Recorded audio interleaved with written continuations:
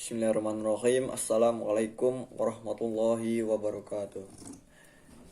Innal hamdalillah nahmaduhu wa nasta'inuhu wa nastaghfiruh wa na'udzu billahi min shururi anfusina wa min sayyiati a'malina. May yahdihillahu fala mudhillalah wa may yudlil fala hadiyalah.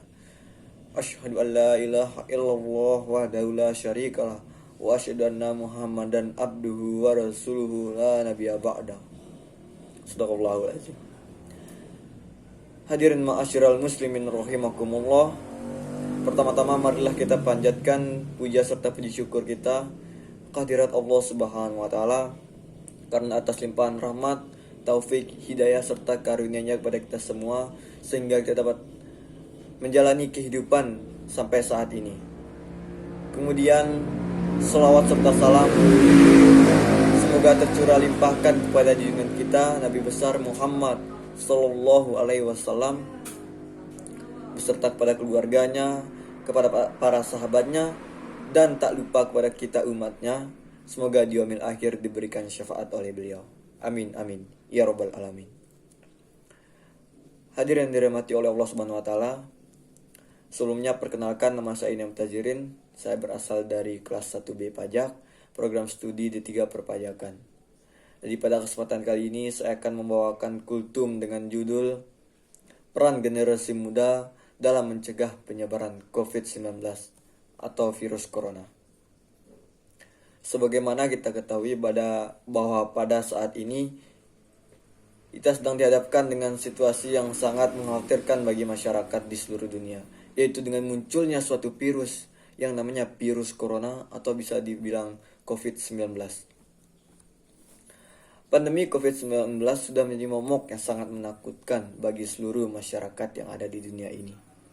Bagaimana tidak, penyakit yang awalnya muncul di suatu kota di Tiongkok kini sudah menyebar ke seluruh dunia. Tidak usah jauh-jauh kita menyinggung negara-negara lain dengan tingkat terinfeksi yang besar seperti Amerika Serikat dan Brazil. Indonesia sendiri sudah mendahului Tiongkok dalam jumlah kasus terinfeksi terbanyak, yang mana notabene merupakan negara asal mula virus tersebut muncul. Tentu saja hal itu tidak boleh kita biarkan secara terus-menerus, apalagi kasusnya semakin hari semakin berkembang dan kian mengkhawatirkan bagi masyarakat. Untuk itu diperlukan peran aktif dari berbagai pihak. Tentu saja kita tidak bisa mengandalkan pemerintah saja dalam masalah ini.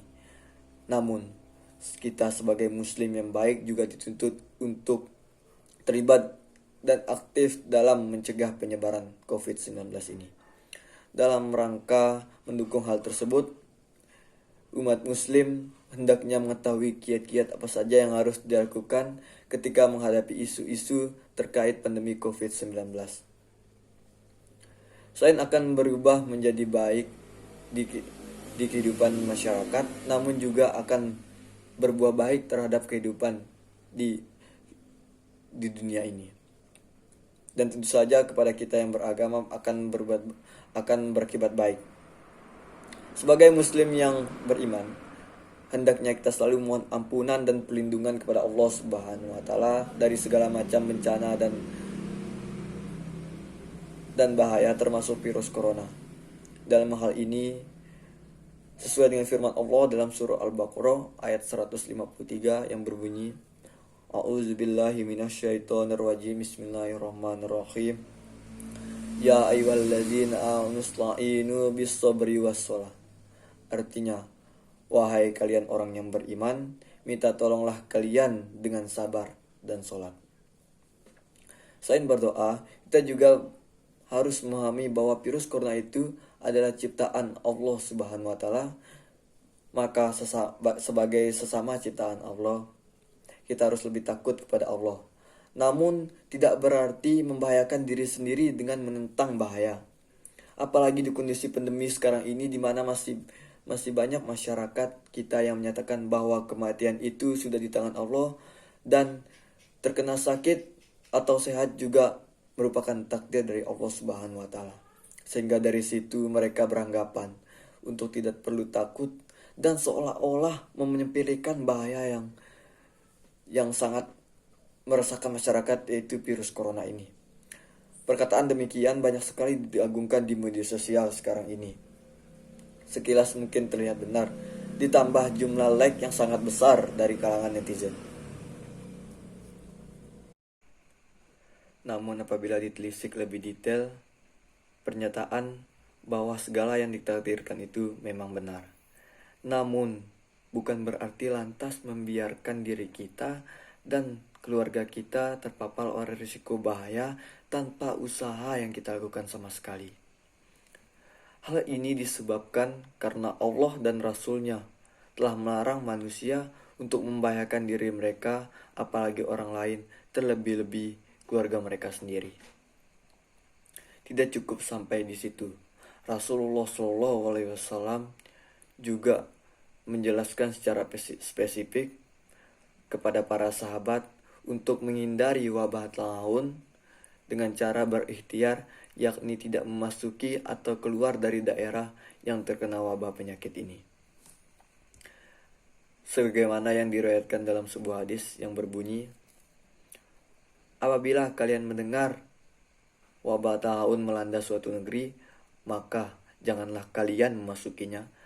Adapun apabila wabah taun melanda suatu negeri, sedang kalian berada di dalamnya, maka janganlah kalian keluar dari negeri itu. Hadis riwayat Bukhari. Lantas bagaimanakah peran kita sebagai pemuda milenial dalam mencegah penyebaran COVID ini? Adapun cara yang kita lakukan, yaitu dengan menyebarluaskan kegiatan kita seluas-luasnya dengan dukungan kita untuk mencegah penyebaran penyakit ini. Kaum milenial tentu ikut menghindari budaya tongkrongan di tempat keramaian, menjaga jarak, dan tidak melakukan kontak fisik apabila bertemu dan berkenalan, dan selalu memakai masker apabila berada di luar rumah.